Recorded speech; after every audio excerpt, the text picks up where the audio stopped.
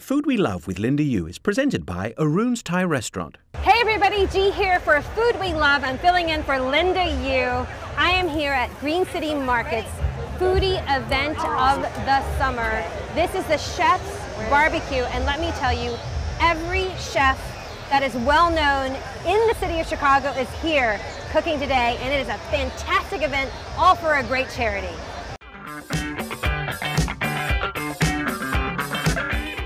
Okay, what do you look forward to with Chef's Barbecue?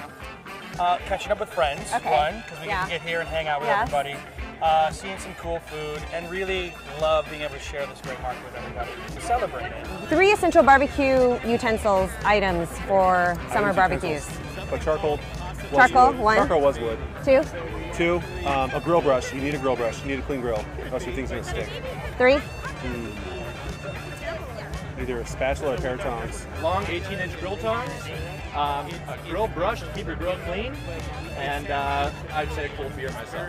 Okay, listen, so what's one cocktail that everybody should have at their barbecue this summer? Something called possibly Rosemary's Baby. So we actually... That sounds dangerous and scary. It could be, but... That cocktail could be, it could have the devil in the cocktail. So with our peppercorn vodka and rosemary syrup, it's a little gimlet, but it sounds worse than it really is, and it's very delicious and refreshing.